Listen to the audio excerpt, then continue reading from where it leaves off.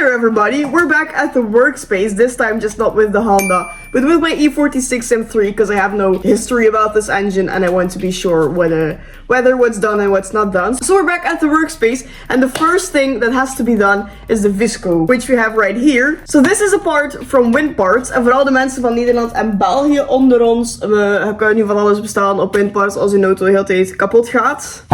Zoals deze, maar die is niet kapot, maar als nee. Hashtag regulating life decisions. Ja, een beetje wel eigenlijk. But you get the point. Ik heb een kortingscode voor jullie, Cinetuning 10, die zal tot 1 september. Ik hoop dat de video online komt voor 1 september.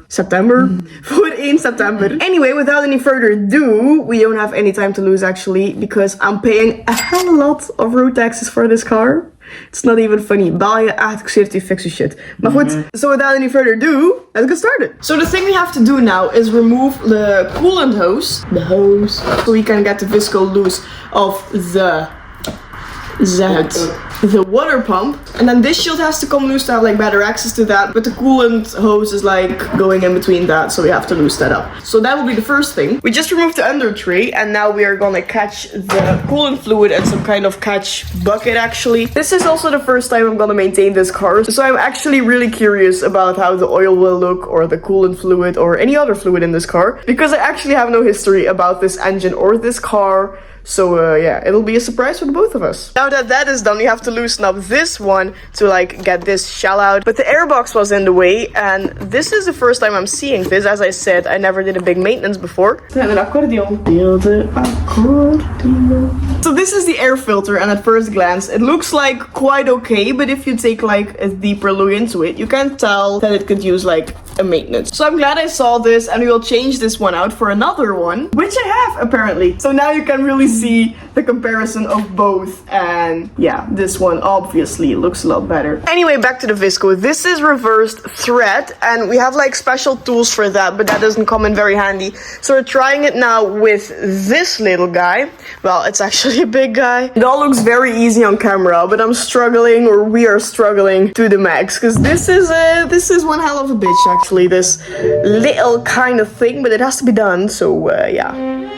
Now we're back now. We were able to get the visco fan clutch loose and we noticed that we have play on the water pump. That's a quite expensive one to switch up as well, but it's an E46M3, so yeah, maybe I'm digging my own grave. This is absolutely a thing you have to get on top of, because this is an E46M3 shenanigan and you never know when things break, so it's better that we see this now than we have to fix this when everything's fucked up. So this is the old visco with the fan and this is the new one, and now we're just gonna have to deinstall this fan onto the new one, obviously. I think that's something you notice as well. So yeah, there's actually not so much to see here in comparison with like the air filter, but now you know that this is the new one, this is the old one, and we have to switch it up. I know you all are here for like the big maintenance and the rod bearings, but this is something that has to be done as well. So you're gonna be here for like the whole ride and not a short ride. Anyway, we are selling merch.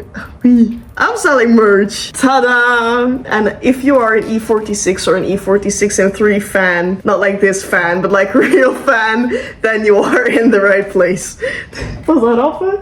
Ja, dat was rappen. Ik ben rappen. To remove the fan, a lot of people might know this already, but I'm sure a lot of people of you might don't know this, but it's actually really easy. Just opens up with an Allen key.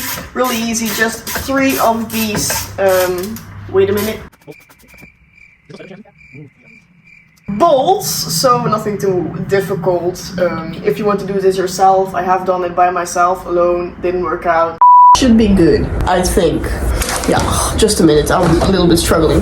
As always. Okay, so it's giving something. Isn't it supposed to like beep?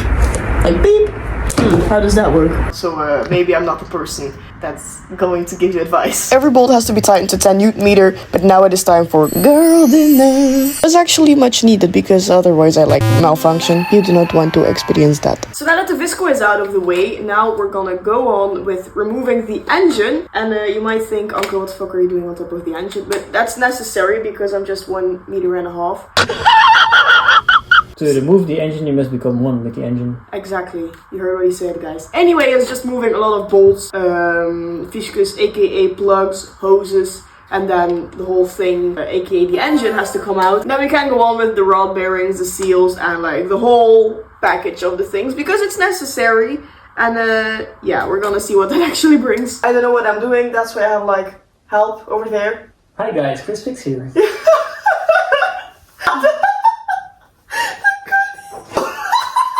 Oh ja, shit ja, fucking via aan te rollen. See you guys in a minute when I have something important to film. Bye! En ik doe vanavond. Oeh. Dat doet het dan alweer.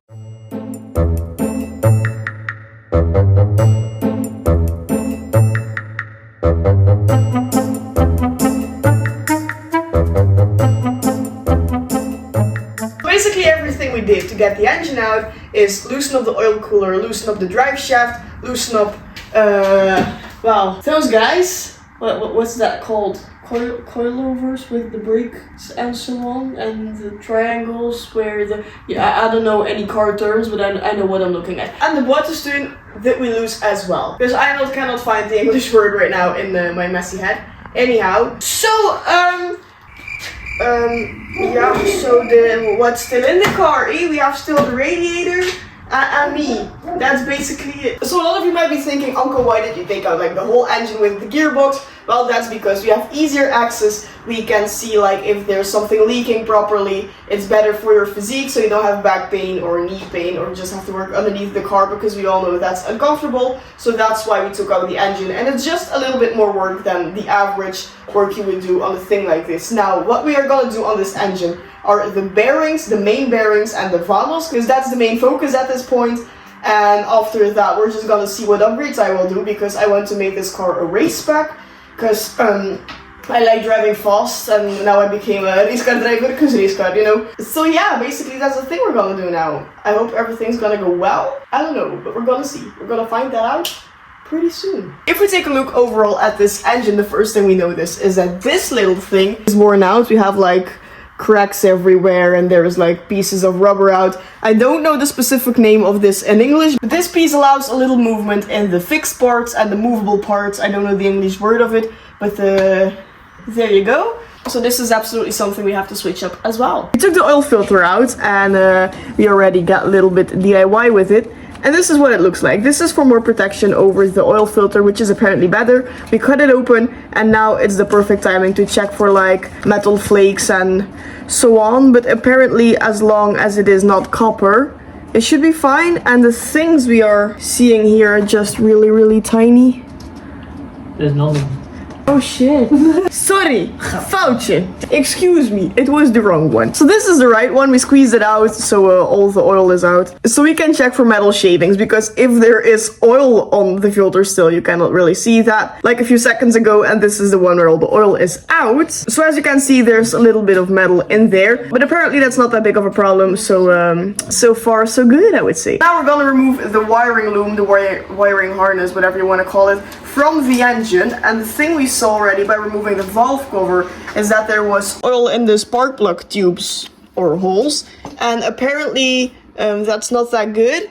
I don't know if that's bad or so, but we're gonna find that out in a minute. First things first, because we cannot skip steps, or the boring stuff has to be done as well. So yeah, that's what we noticed already. So I'm hoping that we won't find any further like issues with this engine. Now we're gonna turn over the engine to get the oil sump off, because that's like more easy when we have like the axis on top of the engine, like underneath the engine, but on top of the engine. Yeah, you get what I mean, right? If you've ever wondered what an upside down engine looks like, oh, she's not here. Wait a minute. Well, there she is. This just has a lot of these 10mm bolts.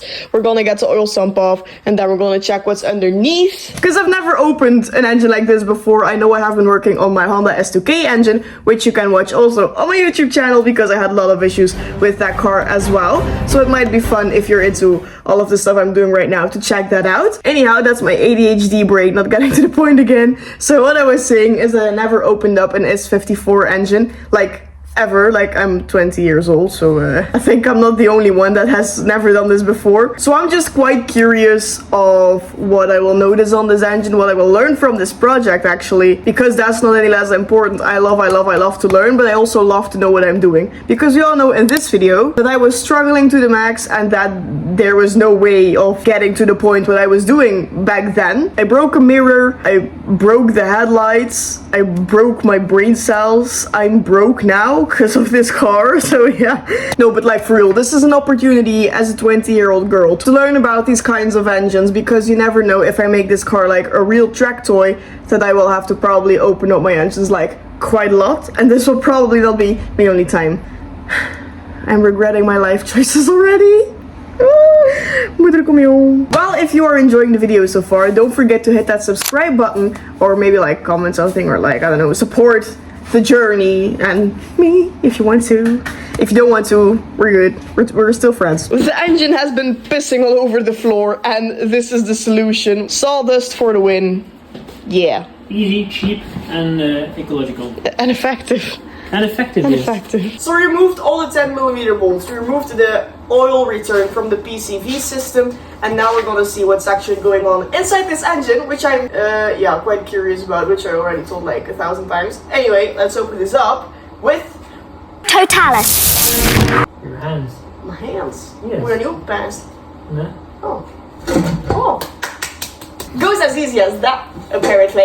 This is the inside of the oil sump, and there are no metal flakes so far. We opened the crank casing and we're looking directly at the crankshaft. This is the crank and this is the casing. The first impressions are all quite good about this engine, so I have like quite a good feeling about it so far. So what we now need is a clean workspace, because we have like zero tolerance to like mess things up here, because everything has to be perfect. Back into the engine, because if things are not so perfect, we're probably gonna have like major issues. So you have a clear space right now. Probably guaranteed.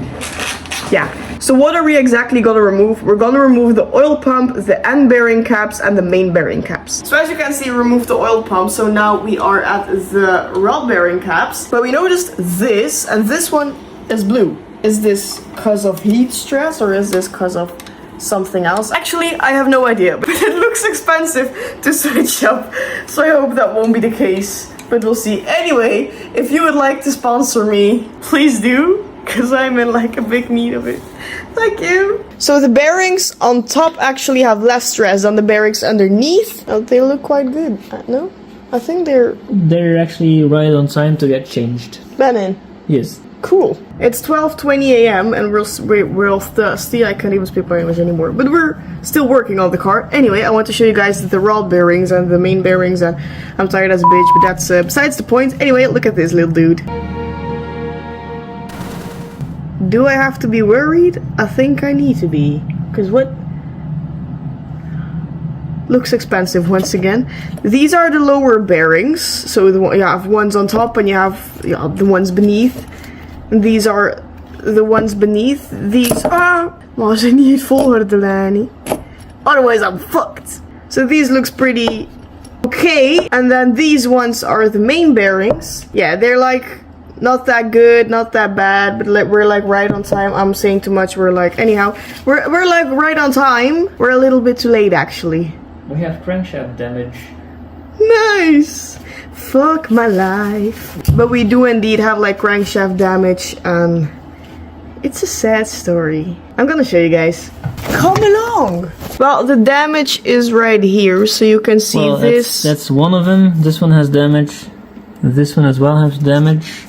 This one has damage. Yeah, it does main bearing. You can hear it that these are definitely scratches and not like residue from the bearings. These two are the only crank journals which don't have damage. Which is a good thing and a sad story, but still. Oh. Moteurs. Niet goed, hè? Niet goed. God, mag niet veel, maar ik zou al een keer kwijt komen. Ciao hoor, hè. So we turned over the engine to have better access to the Vanos, because we have to remove the Vanos to remove the chain right here. So we loosened everything up of the Vanos, and if everything goes right, we just have to use Janskut Panskut. We need to loosen up these little fellas, and then the whole thing should come loose. So that the whole thing is out, all the 10mm bolts are loosened up, and now we have to twist this thing. And it comes out like that. This is the intake camshaft adjuster, and this is for the intake. So now we're going to remove all the 10mm bolts around, to then remove the chain sprockets, to then remove the chain, because then we have access to actually remove the crankshaft to do the full crankshaft service.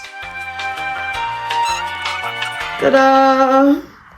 accomplishment of the day. Next up is removing the Vanos hub from the chain sprockets, and this is just by making a wiggly motion, but if you do this, be careful because some spring could be falling out. This is what I'm talking about. Make sure that this is, what the fuck, why is it so, this is so wibbly. If you do this, which I'm sure you'll probably do because you're maybe smarter than me, I don't know, but make sure that this is together, because if you fuck this up or if you mess these two up, you are a long way from home, and then you could be on an episode of How Fucked Up is Fucked Up. This is fucked up. Yeah, I'm not very much proud of it either, but yeah, sometimes life is a way. All that is said and done, the engine is again upside down, so now it is time to get the crankshaft out, and apparently this is really, really heavy. I am prepared, or am I not? I am not sure, but we're gonna do this. Let's go. Oh yeah, wacht, ja. Now that was a stupid move, it's still tight in it there. I'll be back. Wait a minute.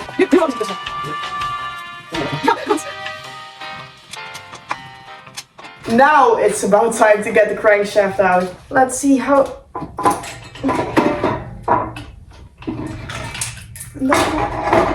Sorry voor een boy, sorry voor een boy. No, the boy is niet probleem. De kruikas is het. I'm sorry. She was indeed heavy. She's on there. Nice. So if you missed out on the damage on the crankshaft, now you can see it a little more in detail. It's not really that visible, but it's absolutely there, which is bad. It's better that there's actually nothing there, but that's not the case. And it's making noise. No good. So I have another view inside the engine. These are the bearings once again, and this one has copper, this one doesn't, but all the rest does have copper, and that means they are over and out. So am I late to this? Absolutely. Oh, the anger issues I'm feeling.